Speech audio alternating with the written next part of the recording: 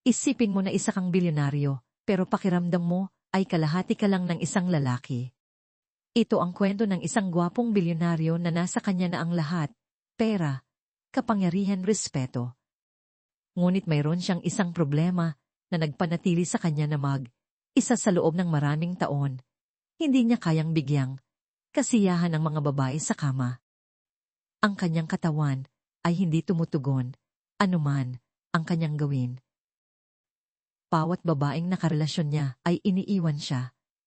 At ang babaeng nagpabago sa kanyang buhay, siya ang isang tao na walang pakialam sa kanyang yaman. Ang nangyari sa kanila ay ikagugulat mo. Ang pangalan niya ay Marco. Siya ay 38 taong gulang, matangkad, gwapo, at hindi masukat ang yaman. Ari siya ng mga hotel, kumpanya, at arian sa buong Pilipinas. Kapag pumapasok siya sa isang silid, napapansin siya ng mga tao. Ang mga babae ay napapatitig, ang mga lalaki ay naiinggit. Ngunit si Marco ay hindi na ngumingiti pabalik. Hindi na. Nakatira siya sa isang mansyon sa Fords Park, yung tipo na may matataas na gate, mga gwardiya saan man, at mga kwartong napakalaki na pwede kang maligaw. Ang kanyang ina, si Mrs. Elena, ay kasama niya. Mabait siyang babae, pero nitong mga huli, laging may bakas ng aalala sa kanyang mukha. Pinapanood niya ang kanyang anak na naglalakad sa bahay na parang isang multo. Kumakain isa, nagtatrabaho isa, natutulog isa. Isang gabi, naupo siya sa tapat ni Marco sa kainan. Mahaba ang mesa at puno ng pagkain, lekon, chicken adobo, sinigang na baboy, at pancit canton. Lahat ay perpektong inihanda, ngunit halos hindi ginalaw ni Marco ang kanyang plato. Tinititigan niya lang ito. Pinaglalaruan ng tinidor nang hindi kumakain. Matagal siyang pinanood ni Mrs. Elena bago ibinaba ang kanyang kutsara. Marco, mahina niyang sabi. Hindi siya tumingala. Marco, ulit niya, mas may diin ngayon. Dahan niyang itinaas ang kanyang mga mata. Yes, Mama. Ipinatong niya ang kanyang mga kamay sa mesa. Kalmado ang kanyang boses, ngunit mabigat. Kailan ka uuwi ng babae dito sa bahay? Pumuntong, hininga si Marco. Ibinaba niya ang kanyang tinidor at sumandal sa upuan. Narinig na niya ang tanong na ito ng 1,000 beses. Bawat linggo, bawat buwan. Hindi ito tumitigil. Mama, please, wag ngayon. Kung hindi ngayon, kailan? Tanong niya, medyo basag ang boses. 38 ka na. Lahat ng kaibigan mo may asawa na. May mga anak na. Gusto kong makita ang mga apo ko bago ako mamatay. Tumayo si Marco. Dahan niyang itinulak ang kanyang upuan. Umalingaw-ngaw ang tunog sa tahimik na silid. Mama, sinabi ko na sa iyo, hindi ako interesado. Akit? Tanong niya, napupuno ng luha ang mga mata. Anong nangyari sa iyo? Dati iba ka. Dati ngumingiti ka, tumatawa ka. Ngayon, naglalakad ka sa bahay na to na parang patay ka na. Nagtiim ang bagang ni Marco. Tumingin siya sa malayo. Mama, ayokong usapan to. Pero gusto kong usapan, sabi niya. Tumataas ang boses. Nanay mo, ako. Dinala kita sa sinapupunan ko. Pinalaki kita, at ngayon pinapanood kitang nahihirapan araw, at hindi mo man lang masabi sa akin kung bakit. Nanginginig ang mga kamay ni Marco. Gusto niyang magsalita, pero walang lumalabas na salita. Nakatayo lang siya roon, tahimik, wasak. Pinunasan ni Mrs. Elena ang kanyang mga mata. Marco, Kahit ano pa yan, pwede mong sabihin sa akin. Hindi kita huhusgahan. Ngunit umiling si Marco. Walang dapat sabihin, Mama. Hindi lang talaga ako interesado sa pag-aasawa. Sinungaling, mahina niyang sabi. At pareho, nating alam yan. Hindi sumagot si Marco. Lumabas na lang siya ng silid. Iniwan ng kanyang ina na nakaupo roon, isa, nakatitig sa bakanting upuan sa tapat niya. Matagal siyang naupo roon. Lumamig ang pagkain. Tahimik ang bahay. Alam niyang may mali. Alam na niya yon sa loob ng maraming taon, ngunit hindi kailanman sasabihin ng kanyang anak. At iyon, ang lalong dumurog sa kanyang puso. Naglakad si Marco papunta sa kanyang kwarto, at isinara ang pinto. Naupo siya sa gilid ng kama, at isinubsob ang muka sa kanyang mga kamay. Mabigat ang kanyang dibdib. Hirap siyang huminga. Gusto niyang sumigaw, pero hindi niya magawa. Natutunan na niyang magdusa sa katahimikan. Tumayo siya, at lumapit sa bintana. Tumingin siya sa mga ilaw ng syudad. Buhay na buhay ang Maynila. Mga sasakyang gumagalaw, mga taong nagtatawanan, musikang tumutugtog sa dikalayuan. Ngunit sa loob ng bahay na ito, sa loob ng puso niya, lahat ay patay. Hindi laging ganito si Marco. Ilang taon na ang nakalipas, iba siya. Mas madalas siyang ngumiti, tumawa. Naniwala pa siya sa pag-ibig. Naniwala siya sa koneksyon. Naniwala siyang isang araw, makakahanap siya ng babaeng magmamahal sa kanya at bubuo sila ng buhay ng magkasama. Pero dumating ang mga babae. Napakaraming babae. Lumapit sila dahil sa kanyang pera, sa kanyang pangalan, sa kanyang estado. Nagsusuot sila ng magagandang damit, mamahaling pabango, at peking mga ngiti. Tinatawag nila siyang bibi, at darling at my king. Pero alam ni Marco ang totoo. Alam niyang hindi siya ang mahal nila, kundi ang kayang ibigay niya. Sa simula, nasiyahan si Marco sa atensyon. Gusto niya na hinahabol siya. Dinala niya sila sa mamahaling restaurant, binilhan ng alahas, isinama sa mga biyahe. At sa isang sandali, masarap ang pakiramdam. Pero sa tuwing nagiging intimo na ang sitwasyon, may nangyayaring mali. Hindi niya kaya. Kahit anong pilit niya, kahit gaano niya kagusto, tumatanggi ang katawan niya. Para bang may switch na pinatay sa loob niya. Wala siyang maramdaman. Walang pagnanasa, walang pasyon. Ahiya lang. Umalis ang mga babae. Ang iba ay tahimik, ang iba ay may masasakit na salita. Hindi ka tunay na lalaki, sabi ng isa habang nagbibihis at lumalabas ng kanyang kwarto. Ang isa naman ay tumawa. Tumawa, talaga. Lahat ng perang yan, hindi mo man lang kayang paligayahin ang isang babae. Anong silbi? May isang babae pa na kumuha ng video niya habang nakahiga sa kama. Wasak at hiyang, hiya at nagbanta na post ito online kung hindi siya magbabayad. Nagbayad siya. Palagi siyang nagbabayad dahil mas malala ang kahihinatnan. Kumalat ang tsismis. Naging katatawanan. Ang headline sa mga blog, bulungan sa mga party. Mga taong hindi niya kilala ay uusapan siya, tinatawanan siya, hinuhusgahan siya. Narinig mo ba yung tungkol kay Marco? Oo, narinig ko. Aob daw. Sayang. Ang daming pera, pero walang silbi sa kama. Nasira ang reputasyon ni Marco. Iniiwasan siya ng mga babae. Ang mga nanatili ay para lang sa pera, hindi para sa kanya. Ngumingiti sila sa publiko. Hinahawakan ang kamay niya sa mga ilan. Hinahalikan siya sa pisngi. Pero sa likod ng mga saradong pinto, nandidiri sila sa kanya. Nakikita niya ito sa kanilang mga mata. Sinubukan ni Marco ang lahat. Nagpunta siya sa mga doktor, therapist, espesyalista. Nagpa-test siya. Binigyan siya ng gamot. Sabi nila, psychological, hindi physical. Pero walang gumana. At sa bawat kabiguan, lalong lumulubog si Marco sa kawalan ng pag-asa.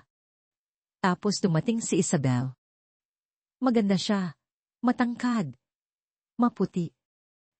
Mahaba ang buhok at may ngiting kayang magpaliwanag ng isang silid. Pumasok siya sa buhay ni Marco sa isang business sedan. Lumapit siya nang may kumpiyansa at nagpakilala. Marami na akong narinig tungkol sa'yo, sabi niya. Agad na nagtaas ng pader si Marco. Sigurado ako. Ngumiti si Isabel. Hindi ako naniniwala sa lahat ng naririnig ko. Nagulat siya. Hindi. Umiling ito. Naniniwala ako sa pagbibigay ng pagkakataon sa mga tao. Nag-usap sila ng maraming oras ng gabing iyon. Matalino siya, edukada. May sarili siyang negosyo. Hindi siya tulad ng ibang mga babae. Hindi siya humingi ng pera, hindi siya nagpakita ng motibo. Kinausap niya lang si Marco na parang normal na tao. Nagsimula silang mag-date. Sa unang pagkakataon sa loob ng maraming taon, nakaramdam si Marco ng pag-asa. Sinabi ni Isabel na wala siyang pakialam sa mga tsismis. Mahal daw niya si Marco kung sino siya, hindi dahil sa sinasabi ng mga tao. Sabi niya, malalampasan nila ito nang magkasama. Naniwala si Marco. Ibinaban niya ang kanyang depensa. Pinuksan niya ang kanyang puso. At pagkatapos ng 6 na buwan, niyaya niya itong magpakasal. Pumayag ito. Nagkaroon sila ng malaking kasal. Umiyak ang kanyang ina, sa tuwa. Sabi ng lahat, perpektong mag-asawa sila. Sa loob ng ilang buwan, masaya si Marco. Akala niya, sa wakas, nakahanap na siya ng taong nagmamahal at tumatanggap sa kanya. Pero isang gabi, umuwi siya ng maaga mula sa isang business trip. Tahimik ang bahay. Sobrang tahimik. Hinatid siya ng driver at pumasok siya sa front door. Tinawag niya, Isabel, walang sagot. Umakyat siya sa itaas. May narinig siyang mga boses, awanan. Boses ng lalaki. Umilis ang tibok ng puso niya. Inilisan niya ang paglakad. Narating niya ang pinto ng kwarto at itinulak ito. Nasa kama si Isabel, kasama ang ibang lalaki. Napatigil si Marco, nanigas. Nanginginig ang mga kamay niya. Sumisikip ang dibdib. Hindi siya makahinga. Tila huminto ang mundo sa paligid niya. Nanlaki ang mga mata ni Isabel. Tumayo siya. Ibinalot ang kumot sa katawan. Marco, kaya kong ipaliwanag. Umalis ka, mahina niyang sabi. Hindi ito gumalaw. Ang lalaki sa kama ay nagsimulang magbihis. Iniiwasan ang tingin ni Marco. Umalis kayo, sigaw ni Marco. Umalingaw-ngaw ang boses niya sa buong bahay. Kinuha ni Isabel ang mga gamit niya at tumakbo. Sumunod ang lalaki, natatapilok habang isinusuot ang sapatos. Naiwan si Marco isa sa kwartong iyon, nakatitig sa kama. Ang kama na pinagsaluhan nila. Ang kama kung saan sinubukan niyang ayusin ang lahat. Dahan siyang lumapit. Matagal siyang nakatayo roon, nakatitig lang. Tapos naupo siya sa gilid ng kama at isinubsob ang mukha sa kanyang mga kamay. Hindi siya umiyak. Wala na siyang luha. Naupo lang siya roon, walang laman. Nang gabing iyon, may nabasag sa loob niya. Hindi lang ang puso niya. ang kanyang espiritu, ang kanyang pag-asa. Lahat. Nag-file siya ng divorce, kinaumagahan. Hindi na niya kinausap si Isabel. Sinubukan nitong tumawag, mag-test, magmakaawa para sa isa pang pagkakataon. Pero binlock ni Marco ang numero niya. Ayaw na niya itong makita. Finalize ang divorce pagkatapos ng 3 buwan. Umiyak si Mrs. Elena. Minahal niya si Isabel, na parang anak. Pero nang malaman niya ang nangyari, hindi na niya binanggit ang pangalan nito. At si Marco, isinumpa niyang hindi na siya mag-aasawa. Nagtayo siya ng pader sa paligid ng kanyang puso. Makakapal na pader, gawa sa sakit at kataksilan. Mga pader na hindi kayang sirain ng sinuman. 3 taon na ang nakalipas. Simula noon, nabuhay si Marco na parang anino. Nagtatrabaho, umuuwi, kumakain, natutulog. Pero hindi siya nabubuhay. Nag-exist lang siya. Pinapanood siya ng kanyang ina na unting nawawala. Gabi siyang nagdarasal, nagmamakaawa sa Diyos na magpadala ng sinumang makakapagpagaling sa puso ng kanyang anak. Ngunit sa paglipas ng mga taon, nagsimula na siyang mawala ng pag-asa. Hanggang sa araw na nasira ang sasakyan ni Marco. Mainit ang hapon, yung tipo ng init na nakakapas sa balat at nakakatuyo ng lalamunan. Pauwi si Marco, galing sa isang business meeting sa Karatig, bayan. Naging maayos ang meeting, nakapirma siya ng kontratang nagkakahalaga ng milyon-milyon. Pero gaya ng dati, wala siyang naramdaman. Walang saya, walang satisfaksyon. Kawalan lang.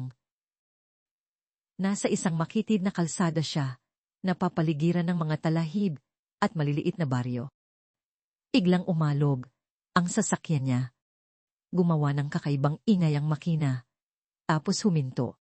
Sinubukan ni Marco na start ulit. Wala. Sinubukan niya ulit. Wala pa rin. Hinampas niya ang manibela sa inis.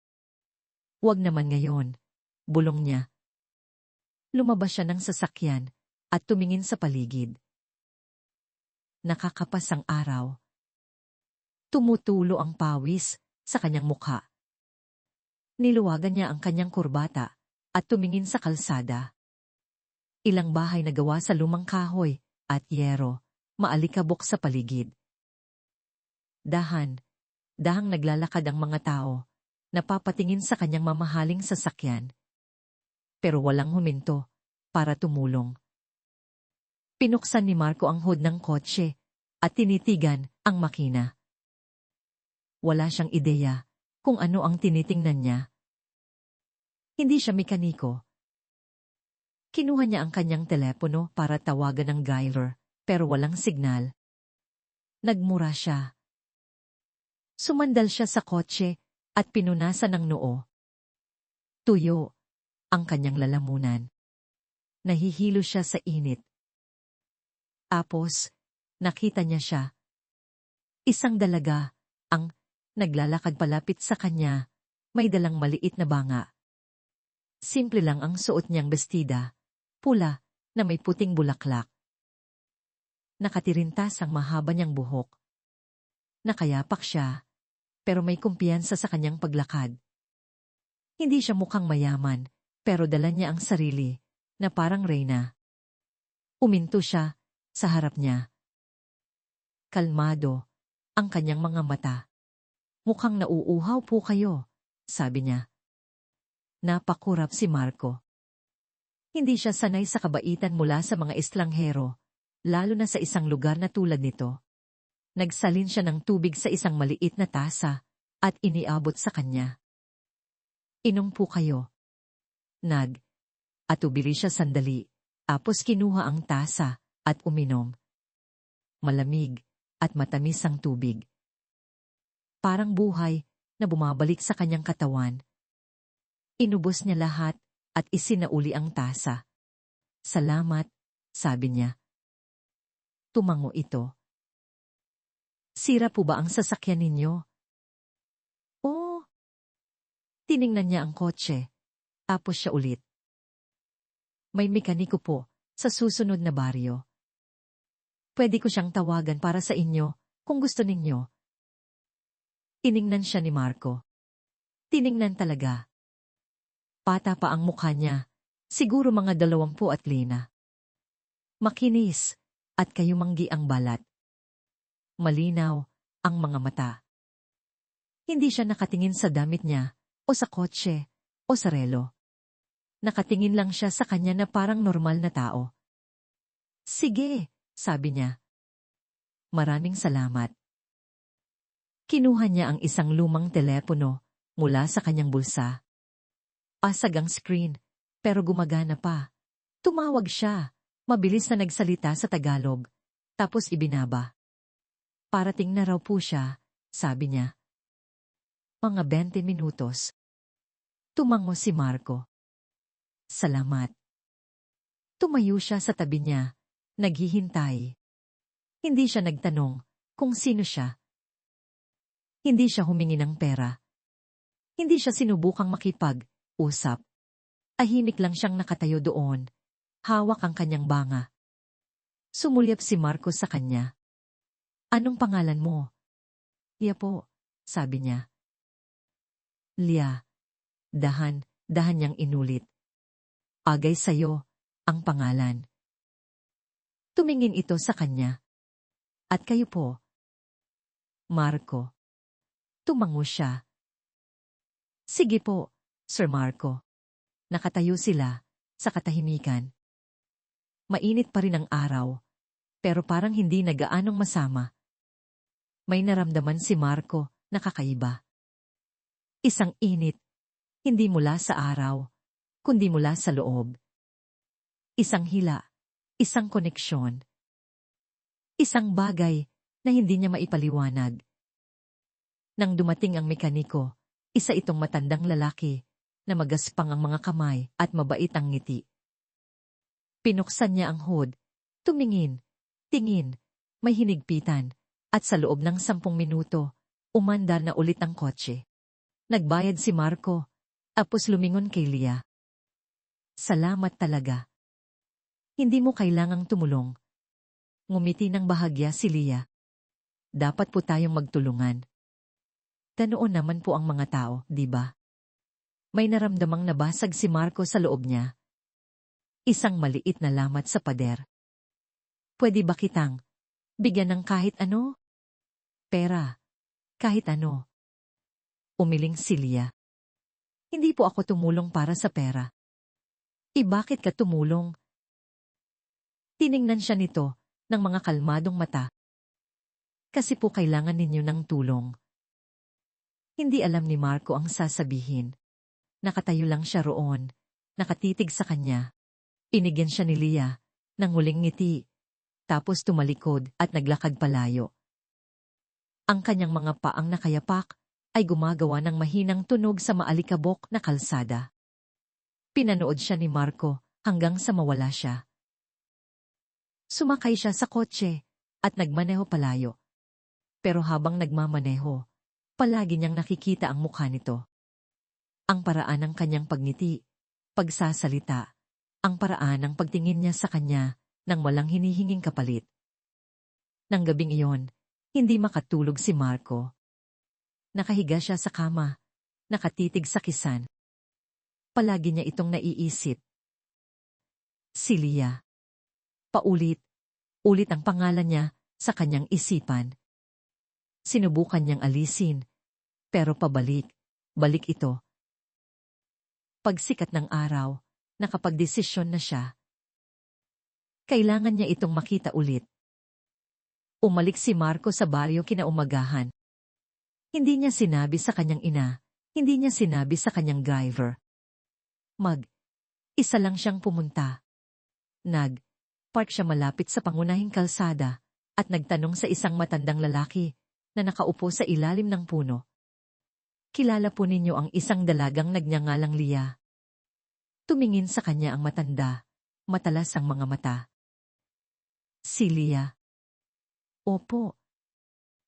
Nakatira siya, kasama ang mga magulang niya sa lumang compound, malapit sa ilog. Pwede po bang ituro sa akin? Itinuro ng matanda ang isang makitid na landas. Sundin mo lang niyang daan na yan, makikita mo. Nagpasalamat si Marco at naglakad. Mabato at maalikabok ang daan.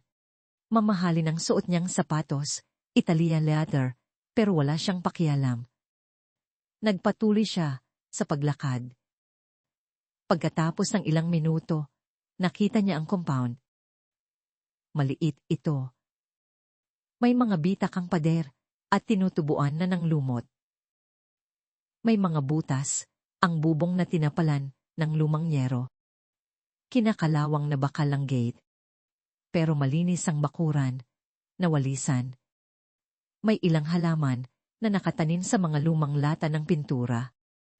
Tumayo si Marco sandali. Tiningnan niya ang bahay, tapos ang kanyang damit, ang kanyang relo, ang kanyang sapatos. Bigla niyang naramdaman na hindi siya bagay doon. Pero nakarating na siya hanggang dito. Hindi na siya pwedeng umatras. Kumatok siya sa gate. Isang babae ang nagbukas. Mas matanda, payat, may pagod na mga mata, at puting buhok. Luma ang suot niyang duster. Tiningnan niya si Marco nang may pagdududa. Sino po sila? Magandang hapon po, ma'am. Hinahanap ko po si Leah. Sinuri siya ng babae. Tumingin ito mula sa sapatos niya, sa relo, hanggang sa mukha niya. Sino ka? Ako po, si Marco. Tinulungan po ako ni Leah, kahapon noong masiraan ako ng sasakyan. Medyo lumambot ang mukha ng babae. Ah! Sandali lang. Isinara niya ang gate at pumasok sa loob. Naghintay si Marco. May naririnig siyang mga boses sa loob, mahihinang boses. Boses ng lalaki. Tapos boses ni Leah. Ilang sandali pa, bumukas ulit ang gate. Lumabas si Leah. Mukha siyang nagulat. Pumalik ka. Oh! Nag-cross siya ng braso. Akit. Hindi alam ni Marco ang sasabihin. Nagpraktis siya sa kotse. Naghanda ng mga sasabihin. Pero ngayon, sa harap niya, nawala lahat ng salita. Tinitigan niya lang ito. Gusto kitang makita ulit, sabi niya sa wakas.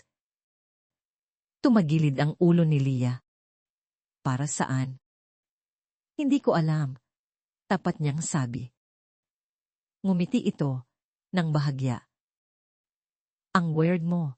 Siguro. Lumapit siya. Tumayo sa harap niya. Nakakrus pa rin ang mga braso. Anong gusto mo, Marco? Uminga ng malalim si Marco. Gusto kitang makilala. Mahinang tumawa si Leah.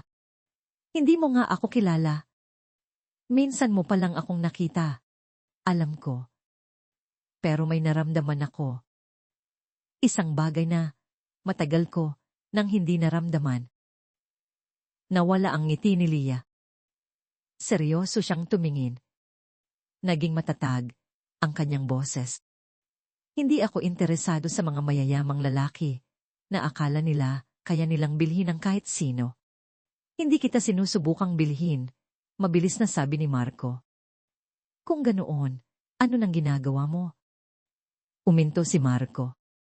Pinili niya ang kanyang mga salita.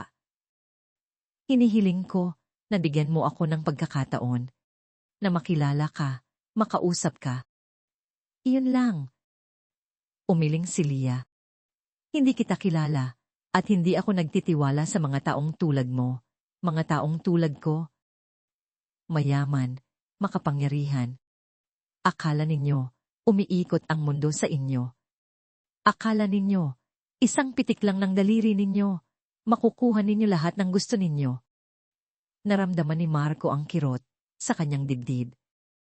Pero hindi siya nakipagtalo dahil tama siya. Ganoon ang buhay niya. Tama ka, mahina niyang sabi. Ganyan nga ako namuhay. Pero ayoko na. Sinuri ni Leah ang kanyang mukha. May nakita siya sa mga mata nito. Sakit, kalungkutan. Isang bagay na totoo. Ano nang gusto mo sa akin? Mahina niyang tanong. Gusto kong maging kaibigan mo. Baka higit pa.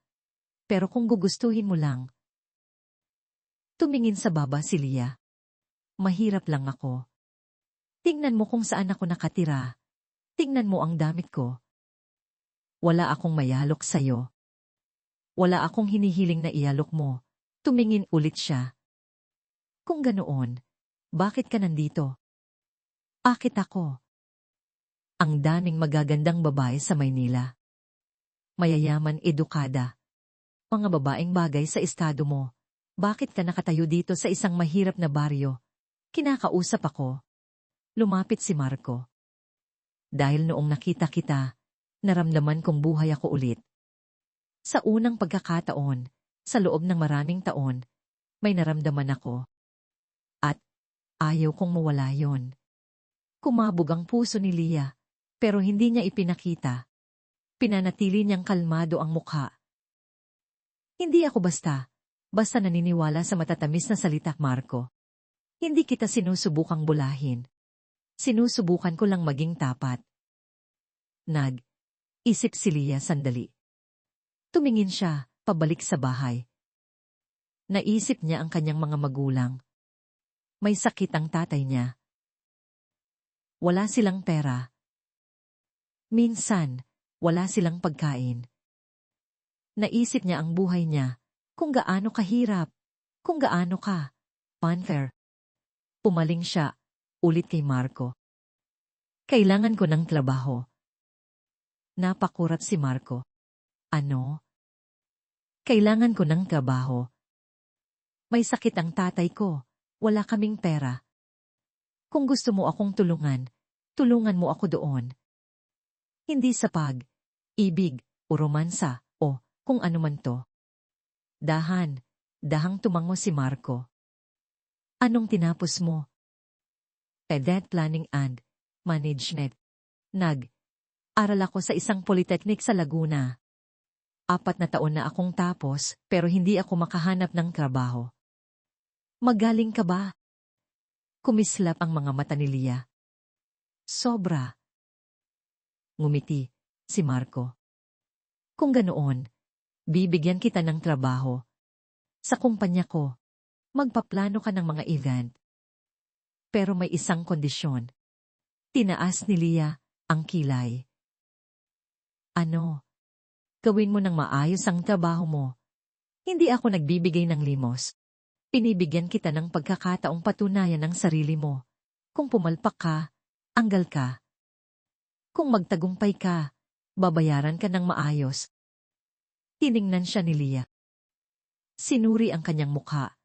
Sinusubukang alamin kung seryoso siya o isa lang itong laro. Pero malinaw at tapat ang mga mata niya. Sige, sabi niya. Pero huwag mong isipin na nabili mo na ako. Tinatanggap ko tong trabaho dahil kailangan ko ng pera. Hindi dahil gusto kita o dahil bilib ako sa'yo. Dahil lang kailangan kong mabuhay. Lalong lumaki ang ngiti ni Marco. Hindi ko iisipin yan. Tumango si Leah. Mabuti. Kailan ako magsisimula? Lunes. Magpapadala ako ng sasakyan para sunduin ka. Umiling si Leah. Hindi. Ako na ang bahala. Ipadala mo na lang ang address. Gusto sanang tumutol ni Marco, pero nakita niyang seryoso ito. Sige. Akin na ang numero mo. Inilabas ni Leah ang kanyang luma at basag na telepono. Nagpalitan sila ng numero.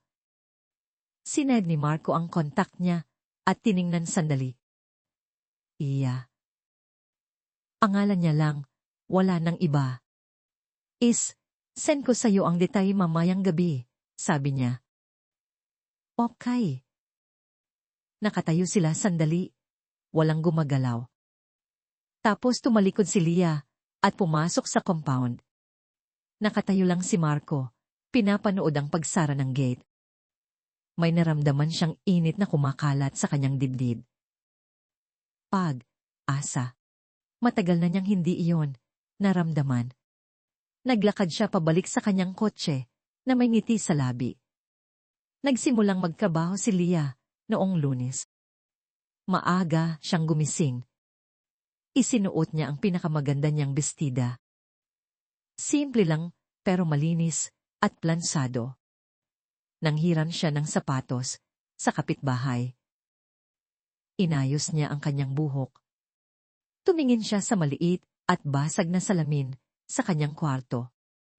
Kaya mo to, bulong niya sa sarili. Pumunta ang nanay niya sa pinto. Leah, sigurado ka ba dito, anak?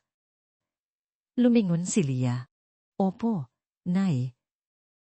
Mayaman, yung lalaking yon. Ingat ka. Opo, Nay. Niyakap siya ng kanyang ina. Galingan mo, anak. 2 beses sumakay ng bus si Leah para makarating sa kumpanya ni Marco. Isa itong mataas na gusali sa bigsi, salamin, at bakal. Mga gwardiya sa entrance. Mga taong mamahaling suit na papasok at palabas. Naramdaman ni Leah na ang liit niya, pero itinaas niya ang kanyang noo at pumasok ng may kumpiyansa. Tumingin sa kanya ang receptionist. Can I help you? Nandito po ako para kay Mr. Marco. Ang pangalan ko po ay Leah. Tiningnan ng receptionist ang computer. Opo. Hinihintay ka niya. Sakay ka po ng elevator papuntang to the floor. Tumango si Leah at naglakad papuntang elevator. Nanginginig ang kamay niya, pero hindi niya ipinahalata. Pagdating niya sa to the floor, may babaeng naghihintay sa kanya. Nakasuot ito ng magandang suit at may professional na ngiti. Leah. Opo. Ako si Bea. I'll be showing you around.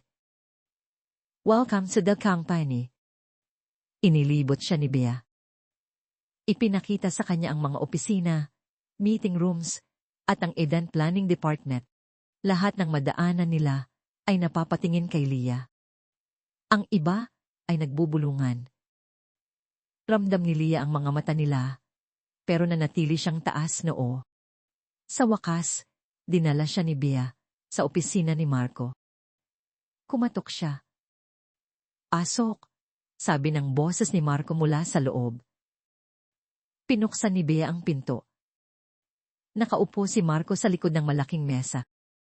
Tumingin siya at nakita si Leah. Agad siyang tumayo.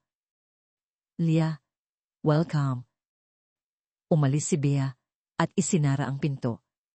Nakatayo lang si Leah, tumitingin sa paligid. Malaki ang opisina, may mga bintanang mula sahig hanggang kisan, mamahaling muwebos, mga painting sa dingding. Upo ka, sabi ni Marco, itinuturo ang isang upuan. Naupo si Leah, magkadikit ang mga kamay sa kanyang kandungan. Naupo si Marco sa tapat niya. Kamusta ka? Kinakabahan po, apat niyang sagot. Ngumiti ito. Normal yan. Pero, hindi mo kailangang kabahan. Kwalipikado ka, magiging mahusay ka. Tumango si Leah. Sumandal si Marco. Gusto kong linawin ang isang bagay. Kapag nandito tayo, boss mo ako. Hindi kaibigan, hindi kung ano paman, boss mo lang. Uhusgahan ka ba sa trabaho mo, hindi sa nararamdaman ko para sa'yo. Naiintindihan mo. Opo. Mabuti. Assign ka ni Bea sa isang team. Magsisimula ka sa maliliit na proyekto, mga meeting, corporate events. Kung gagalingan mo, Aangat ka. Kung hindi, atanggalin ka. Walang special treatment. Tiningnan siya ni Leah sa mata. Hindi po ako humihingi ng special treatment. Gusto ko lang ng patas na pagkakataon. Ngumiti si Marco. Nasa iyo na.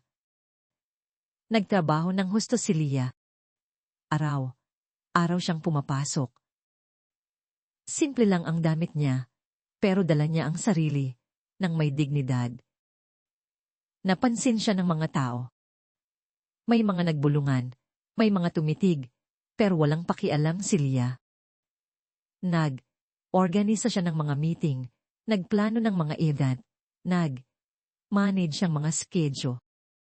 Matalino siya, mabilis, at may kumpiyansa. Hindi niya hinayaang tukuyin siya ng kanyang kahirapan. Hindi niya hinayaang maapektuhan siya ng tsismis ng mga tao.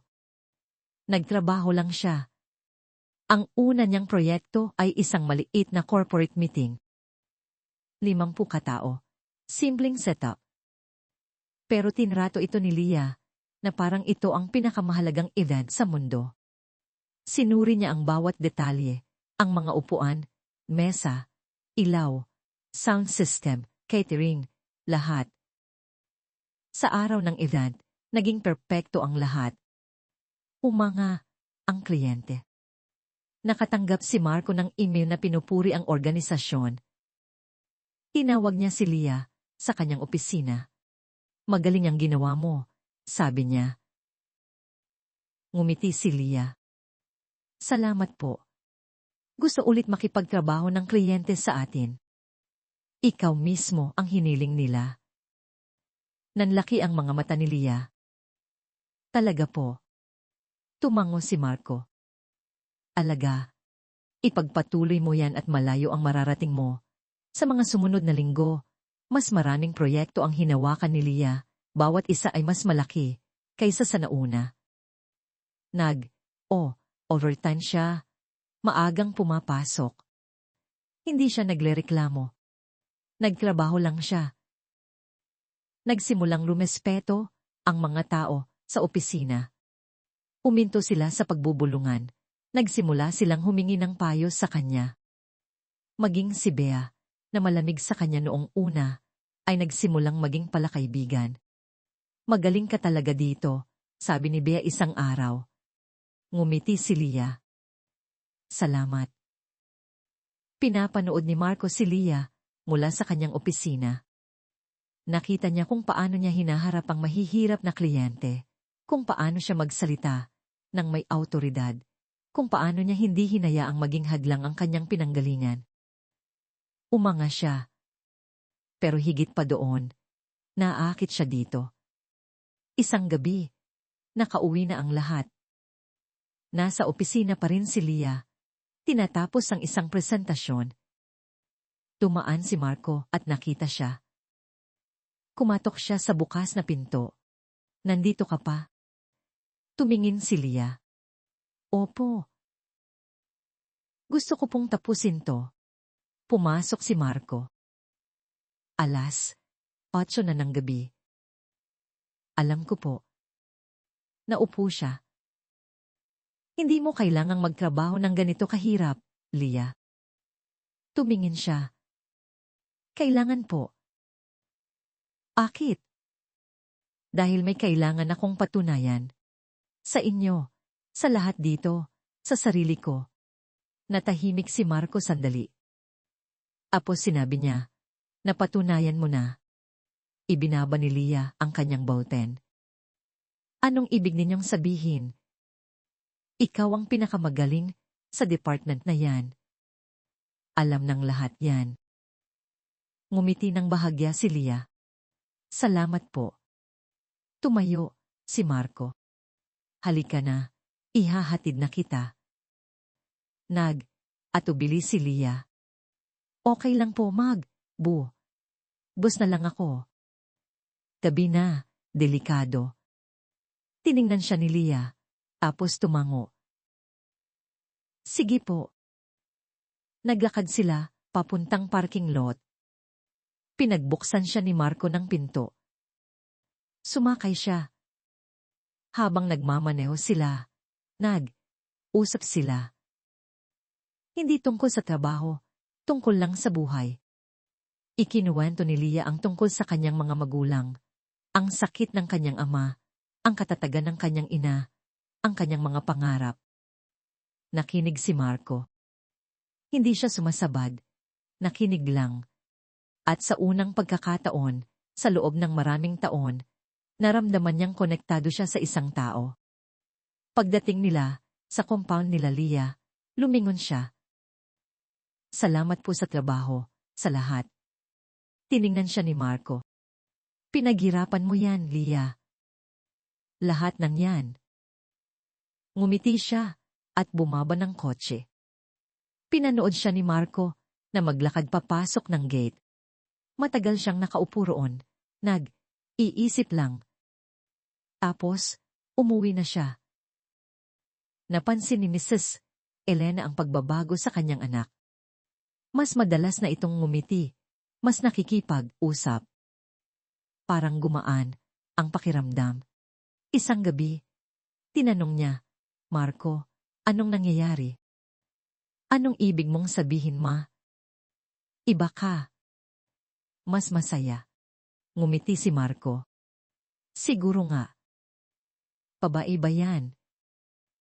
Hindi agad sumagot si Marco. Tapos sinabi niya, opo. Nagningning ang mga mata ni Mrs. Elena. Sino siya?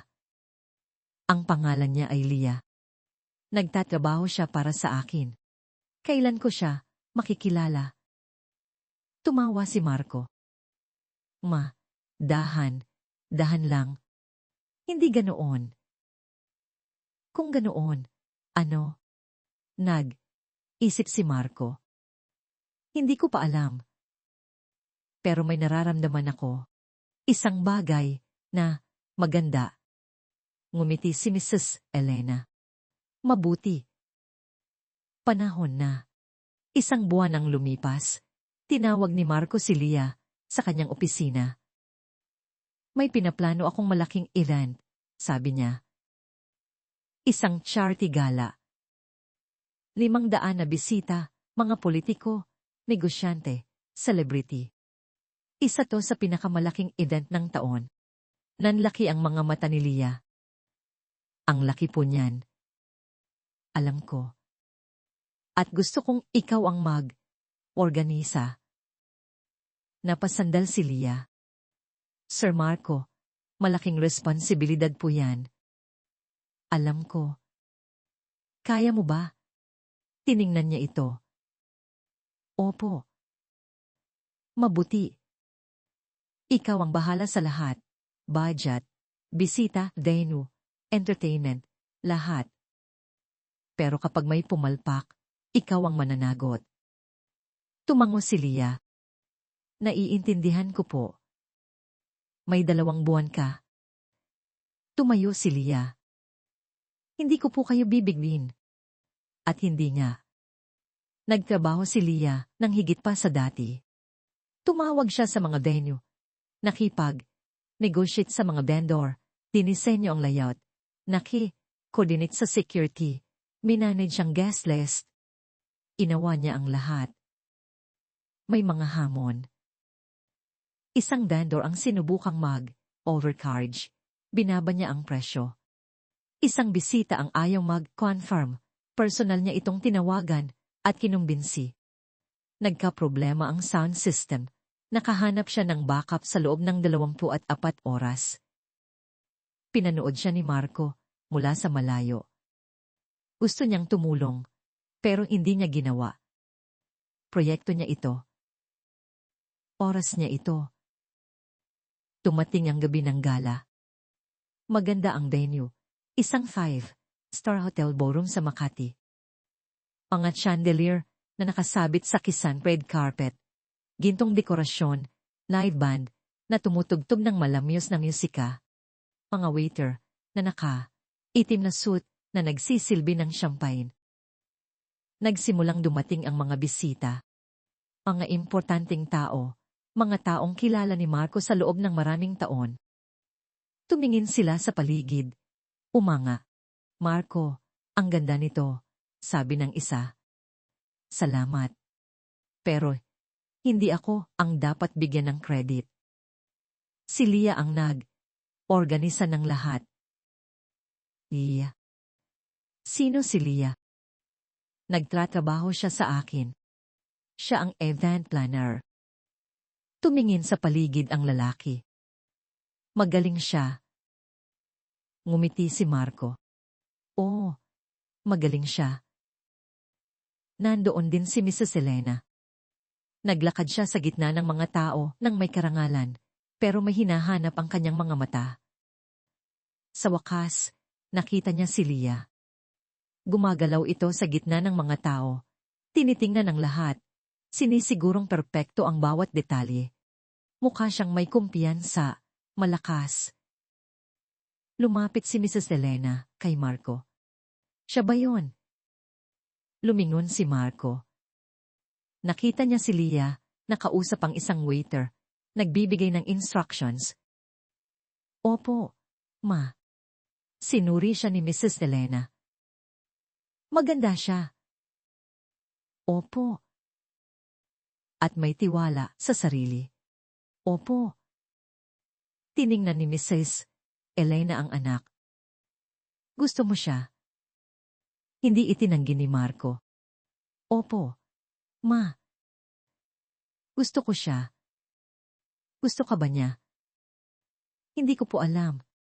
Ngumiti si Mrs. Elena. Kung ganoon, alamin mo, naging matagumpay ang event. Perpekto ang lahat. Nakakaantig ang mga speech, masarap ang pagkain, magagaling ang mga performer. Sa pagtatapos ng gabi, binabati ng mga tao si Marco. Pinakamagandang gala na host mo, sabi ng isang lalaki. Salamat, sagot ni Marco. Pero, hindi ang gala ang iniisip niya. Si Lia, ang iniisip niya. Pagkaalis ng lahat, nakita ni Marco si Lia sa likod. Nakaupo ito sa isang upuan, tinatanggal ang sapatos. Mukha siyang pagod pero masaya. Nagawa mo, sabi ni Marco. Tumingin si Lia at ngumiti. Nagawa natin. Hindi. Ikaw. Nagawa mo. Tumayo si Lia. Salamat po sa pagtitiwala. Lumapit si Marco. Lia, pwede ba akong magtanong? Opo. Bakit ka nagtatrabaho ng ganito kahirap? Tiningnan siya ni Lia. Kasi, kailangan. Kasi, wala akong luho na pumalpak. Ang mga taong tulad ninyo, pwede kayong mabigo at pukay pa rin. Ang mga taong tulad ko, isang beses lang kaming mabigo, tapos na. Nasaktan ang puso ni Marco. I'm sorry. Para saan? Sa pagiging madali ng buhay mo. Sa hindi mo pagkakaintindi. Umiling si Lia. Huwag kang humingi ng tawad kung sino ka. Pahalagahan mo lang kung anong meron ka. Tiningnan siya ni Marco. Tiningnan talaga. At sa sandaling iyon, may realize siya. Nahuhulog na ang loob niya. Lia, mahina niyang sabi. Po. Tingin ko, nahuhulog na ako sa'yo. Nanlaki ang mga mata ni Lia. Hindi siya nagsalita. Alam kong ayaw mong marinig to, pagpapatuloy ni Marco. Alam kong sabi mo hindi ka interesado, pero hindi ko na kayang itago. Araw, kapag nakikita kita, may nararamdaman ako. Sa tuwing ngumingiti ka, kumakabog ang puso ko. Sa tuwing nagsasalita ka, gusto kong makinig magpakailanman. Umatras si Lia. Marco, hindi ko alam ang sasabihin. Hindi mo kailangang may sabihin.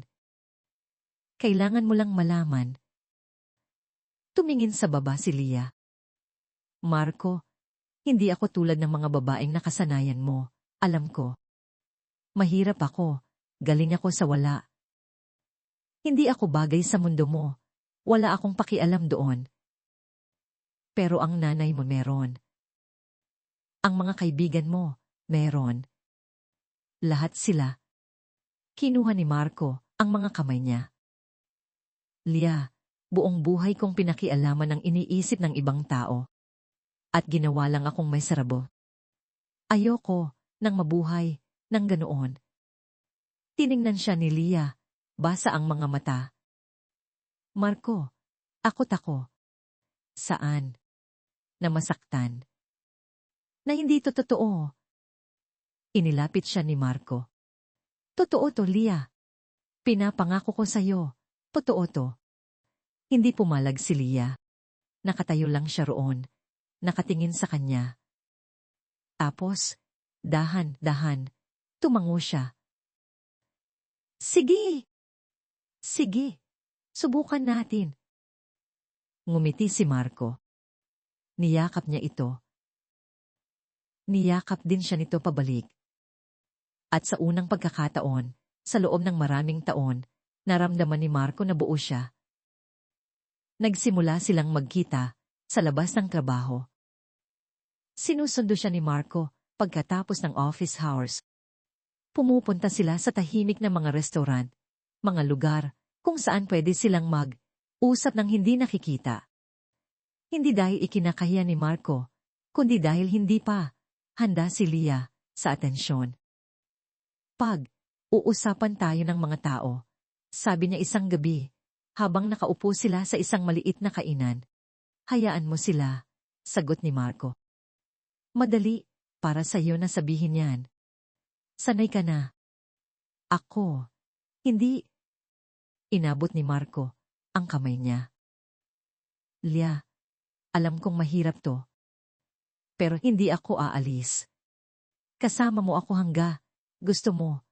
Tiningnan ni Lia ang kanilang mga kamay. Malaki at mainit ang sa kanya. Maliit at nanginginig ang sa kanya. Natatakot ako, Marco. Alam ko. Pero natatakot din ako. Tumingin siya. Natatakot. Saan? Uminga ng malalim si Marco. Na mawala ka. Na hindi ako maging sapat. Kumunot ang noo ni Lia. Anong ibig mong sabihin? Inalis ni Marco ang kamay niya. Tumingin siya sa mesa. Lia, may kailangan akong sabihin sa'yo. Umilis ang tibok ng puso ni Lia. Ano yon? Matagal na natahimik si Marco. Tapos nagsalita siya, mahina at basag ang boses. May problema ako. Isang problema na sumira sa lahat ng relasyon ko. Anong problema? Tumingin si Marco sa kanya, puno ng hiya ang mga mata. Hindi ako makapag-perform. Sa kama. Sinubukan ko na. Nagpunta na ako sa mga doktor, therapist. Walang gumana. At lahat ng babaeng nakasama ko, iniwan ako dahil doon. Hindi nagsalita si Lia. Nakikinig lang siya. Nagpatuloy si Marco. Kinasal ako dati. Ang pangalan niya Isabel. Sabi niya mahal niya ako, na wala siyang pakialam. Pero nahuli ko siya sa kama, kasama ang ibang lalaki. Sabi niya, kailangan niya ng taong kayang magbigay kasiyahan sa kanya. Napuno ng luha ang mga mata ni Lia. Marco, kumalat ang tsismis. Alam ng lahat. Iyon ang dahilan kung bakit iniiwasan ako ng mga babae. Iyon ang dahilan kung bakit 3 taon na akong mag-isa. Pinunasan niya ang mukha. Sinasabi ko to sa'yo dahil ayokong magsinungaling. Ayokong isipin mong normal ako dahil hindi. Tumayo si Lia. Akala ni Marco, aalis na siya. Pumikit siya. Hindi niya kayang panoorin siyang umalis. Pero sa halip, umikot siya sa mesa at pumupo sa tabi niya. Kinuha niya ang mukha ni Marco. Tumingin ka sa akin, sabi niya. May nulat niya ang mga mata. Hindi ka sira, mariin niyang sabi. Naririnig mo ba ako? Hindi ka sira. Leah, hindi mo naiintindihan. Hindi, ikaw ang hindi nakakaintindi. Akala mo, ang halaga mo ay nasusuka sa nangyayari sa kwarto. Pero hindi. Ang halaga mo ay nasusukat sa kung sino ka, kung paano mo tratuhin ang mga tao, kung paano mo sila pinararamdam. Tumulo ang luha ni Marco. Pero paano kung hindi ko maibigay ang kailangan mo? Ngumiti si Leah. Ang kailangan ko ay isang taong nakikita ako. Isang taong nirerespeto ako. Isang taong pinaparamdam sa akin na ligtas ako. At ginagawa mo lahat yon. Pero paano yung... Shh! Bulong niya. Yumuko siya at hinalikan siya. Malambot, marahan. Nang humiwalay siya, sinabi niya, hahanapan natin ng paraan. Magkasama. Niyakap siya ni Marco. Isinubsob niya ang mukha sa balikat nito at umiyak. Lahat ng sakit na dinala niya sa loob ng maraming taon ay lumabas. At hinawakan siya ni Leah sa lahat ng yon. Lumipas ang mga linggo. Mas naging malapit sina Marco at Leah. Usapan nila ang lahat, ang kanilang mga takot, pangarap, ang nakaraan. Ikinuwento ni Leah ang paghihirap nila noong lumalaki siya. Ikinuwento ni Marco ang pressure ng pagiging mayaman, kung gaano kalungkot sa itaas. Isang gabi, dinala ni Marco si Leah para formal na makilala ang kanyang ina. Naghanda si Mrs. Elena ng malaking hapunan, lahat ng paboritong pagkaing Pinoy. Gusto niyang mapabilid si Leah. Pagdating nila, binuksan ni Mrs. Elena ang pinto na may malaking ngiti. Welcome, iha. Ngumiti ng kinakabahan si Leah. Salamat po, tita. Naupo sila sa sala. Sinuri ni Mrs. Elena si Leah, ang kanyang damit, kilos, mga mata. Sinusubukan niyang makita kung ano ang nakita ng kanyang anak sa dalagang ito. So, Leah, simula ni Mrs. Elena. Sabi ni Marco, event planner ka raw. Opo, tita. At ikaw ang nag-organisa ng charity gala. Opo. Tumango si Mrs. Elena. Maganda yun. Uusapan pa rin ng lahat, hanggang ngayon. Salamat po. May sandaling katahimikan. Tapos nagtanong si Mrs. Elena, Aga, saan ka, iha? Atubili si Leah. Aga, isang maliit na baryo lang po sa probinsya. At ang mga magulang mo, nandoon pa rin po. May sakit ang tatay ko, ang nanay ko po ang aalaga sa kanya. Lumambot ang mukha ni Mrs. Elena. I'm sorry to hear that. Salamat po. Isa pang katahimikan. Tapos sinabi ni Mrs. Elena, Leah, magiging tapat ako sa iyo. Noong sinabi sa akin ni Marco ang tungkol sa iyo, alala ako. Lumusong ang puso ni Leah. Nagpatuloy si Mrs. Elena. Alala ako dahil nasaktan na dati ang anak ko, ng sobra. At ayokong makita siyang masaktan ulit. Naiintindihan ko po, tita. Pero, sabi ni Mrs. Elena, lumambot ang boses, pinanood ko siya nitong mga nakaraang buwan. At may nakita akong matagal ko nang hindi nakikita. Nakita ko siyang ngumiti, tumawa. Nakita ko siyang nabuhay ulit. At dahil yon sa'yo, napuno ng luha ang mga mata ni Leah. Inabot ni Mrs. Elena ang kamay ni Leah. Wala akong pakialam kung saan ka galing. Wala akong pakialam sa estado mo sa buhay. Ang mahalaga lang sa akin ay pinapasaya mo ang anak ko. At ginagawa mo yon. Kaya, may basbas ko kayo. Hindi na napigilan ni Leah. Umiyak siya. Tumayo si Mrs. Elena at niyakap siya. Pinanood sila ni Marco mula sa may pinto, basa rin ang mga mata. Nang gabing iyon, pagkatapos ng hapunan, hinatid ni Marco si Leah. Habang nakaupo sila sa kotse sa labas ng kanilang compound, lumingon si Leah. Ang bait ng nanay mo, sabi niya. Gusto ka niya. Gusto ko rin siya. Kinuha ni Marco ang kamay niya. Leah, alam kong ilang buwan pa lang tayo, pero kailangan mong malaman to. Pinago mo ang buhay ko. Bago ka dumating, exist lang ako. Ngayon, nabubuhay ako. Ngumiti si Leah. Pinago mo rin ang buhay ko, Marco. Pinigyan mo ako ng pagkakataon noong walang ibang gumawa. Nakita mo ako noong invisible ako. Lumapit si Marco. Leah, mahal kita. Napahinto ang hininga ni Leah. Mahal kita, Leah. At gusto kitang makasama. Hindi lang ngayon, kundi magpakailanman. Tiningnan siya ni Leah. Tapos sinabi niya, mahal din kita. Naghalikan sila. Malalim, puno ng pagnanasa. Nang humiwalay sila, sinabi ni Leah, pumasok ka. Tiningnan siya ni Marco. Sigurado ka? Oo. Magkasama silang pumasok sa compound. Dinala siya ni Leah sa maliit niyang kwarto. Simple lang, isang kama, isang upuan, isang maliit na mesa. Pero malinis. Tumingin si Marco sa paligid.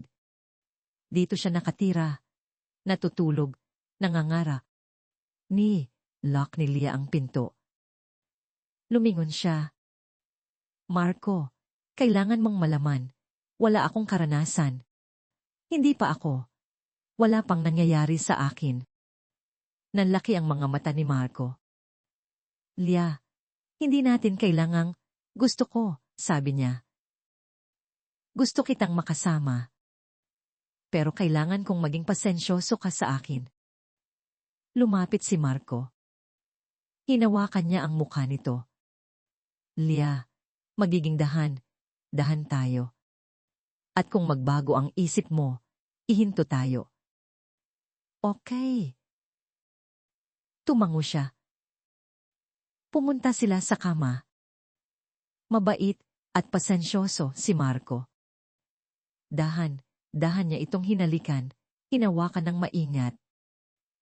Ulit siyang nagtatanong, okay lang ba to? Tumango si Leah, oo. Habang nagpapatuloy, naramdaman ni Marco ang pamilyar na takot. Paano kung hindi gumana? Paano kung mabigo na naman siya? Paano kung iwanan siya nito, tulad ng lahat? Pero naramdaman ni Leah ang takot niya. Inilapit niya ito, at bumulong, okay lang. Nandito ako. Hindi ako aalis. At may nangyari. Isang bagay na hindi pa nararanasan ni Marco. Tumugon ang katawan niya. Sa unang pagkakataon sa buhay niya, gumana ang lahat. Tiningnan niya si Leah nang may gulat. Ngumiti ito. Kita mo na, bulong niya. Hindi ka sira. Pagkatapos, nakahiga lang doon si Marco, may luhang dumadaloy sa kanyang mukha. Niyakap siya ni Leah. Hinahaplos ang kanyang buhok. Akala ko hindi ako buo, sabi niya. Nanginginig ang boses. Hindi ka kailanman naging kulang. Kailangan mo lang ng tamang tao. Hinigpitan ni Marco ang yakap. Mahal na mahal kita. Mahal din kita. Nakahiga sila roon ng maraming oras, magkayakap lang. Naramdaman ni Marco na buo siya sa unang pagkakataon sa buhay niya. At naramdaman ni Leah na minamahal siya, tunay na minamahal. Hindi para sa kung anong maibibigay niya, kundi para sa kung sino siya. Kinaumagahan, nagising si Marco at tiningnan si Leah na natutulog sa tabi niya. Hindi siya makapaniwala. Lahat ng akala niyang mali sa kanya ay nawala, na parang bula. Sa tamang tao. Ahimik siyang tumayo at tinawagan ang kanyang ina. Mama, gusto ko siyang pakasalan. Natahimik si Mrs. Elena sandali. Tapos sinabi niya, sigurado ka na ba anak? Kailanman ay hindi ako naging mas sigurado sa buong buhay ko. Ngumiti si Mrs. Elena sa kabilang linya. Kung ganoon, pakasalan mo siya. May basbas ko, kayo. Nagpakasal sila pagkatapos ng 6 na buwan.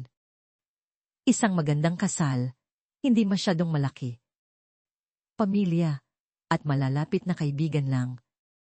Nandoon ang mga magulang ni Leah. Gumaling na ang tatay niya, umiyak ito habang inihahatid ang anak sa altar. Nakaupo si Mrs. Elena sa harap, puno ng pagmamalaki, ang ngiti. Hinalikan ni Marco ang kanyang noo. 1 taon na ang nakalipas, wasak ako isa, nawawala. At ngayon, nakaupo ako dito kasama ang babaeng mahal ko, ang babaeng nagpagaling sa akin. Natahimik sila sandali. Tapos sinabi ni Leah, Marco, may sasabihin ako sa'yo. Kahit ano. Hindi ka kailanman naging sira. Hindi mo lang natagpuan ang tamang tao. Hindi ka iniwan ng mga babaeng yon, dahil may mali sa'yo. Iniwan ka nila, dahil sila ang mali, para sa'yo. Tumango si Marco. Alam ko na ngayon. Mabuti. Dahil ayokong isipin mo, na kulang ka. Perpekto ka, kung sino ka. Inawakan ni Marco ang kamay niya. Ikaw din. Nagpatuloy sa pagtatrabaho si Leah sa kumpanya. Naging head siya ng event planning department. Kumuha siya ng team. Sinanay niya sila. Nagtayo siya ng isang bagay na ipinagmamalaki niya. At sinuportahan siya ni Marco sa bawat hakbang. 1 taon nang lumipas, nabuntis si Leah. Umiyak si Marco nang sabihin niya ito. Matagal na niyang gustong magkaanak, pero sumuko na siya sa ideya na yon. Ngayon, nangyayari na, kasama ang babaeng mahal niya. Tuwa si Mrs. Elena. Umiyak siya at nagpasalamat sa Diyos. Sinabi ko sa'yo, sabi niya kay Marco. Sinabi ko sa'yo na darating ang tamang babae. Tama kang mama. Nanganak si Leah ng isang lalaki. Pinangalanan nila siyang Miguel. Nakuha niya ang mga mata ni Leah at ang ngiti ni Marco. Kalga siya ni Marco sa unang pagkakataon at napahagulgol. Salamat, bulong niya kay Leah. Salamat sa pagbibigay mo sa akin ng lahat. Ngumiti si Leah. Ikaw ang unang nagbigay sa akin ng lahat. May napagtanto si Marco sa sandaling iyon. Inugol niya ang maraming taon sa iisip na sira siya, na hindi siya buo, na hindi niya kailanman mahahanap ang pag-ibig. Pero, hindi siya sira. Naghihintay lang pala siya. Naghihintay sa tamang tao. Ang taong makikita ang tunay na siya sa likod ng kanyang yaman, reputasyon, at takot. Ang taong magmamahal sa kanya, kung sino talaga siya. At ang taong iyon ay si Leah. Kaya kung ikaw ay nahihirapan, kung pakiramdam mo ay sira ka, kung iniisip mong hindi ka sapat, alalahanin mo ang kwentong ito. Hindi ka sira. Naghihintay ka lang. Naghihintay sa tamang tao. Ang taong makikita ka, ang taong mamahalin ka hindi para sa kung anong meron ka, kundi para sa kung sino ka. Huwag kang mag-satyo. Huwag kang magmadali. Maghintay ka. Dahil ang tamang tao ay sulit hintayin. At kapag nahanap mo na sila, lahat ay magkakaroon ng saysay. Lahat ay aayos, tulad ng nangyari kina Marco at Leah. Ngayon, sabihin mo sa akin, ano ang natutunan mo sa kwentong ito? Mayroon bang eksena na tumatak sa puso mo? Ipaalam mo sa akin sa comment section. Gusto kong marinig ang iyong mga saloobin. Isang bagong kwento ang paparating sa loob lang ng ilang araw. Ito ay malalim, emosyonal, at puno ng mga hindi inaasahang pangyayari. Kaya't subscribe na sa aking channel, ang mga kwentong Pinoy. On ang notification bell para hindi mo ito makaligtaan. Kung naantig ka sa kwentong ito, huwag kalimutang i-like ang video at i-share ito sa iyong mga kaibigan at pamilya. Maraming salamat sa panunood. Lubos kong pinahahalagahan kayo. Magkita. Kita tayo sa susunod.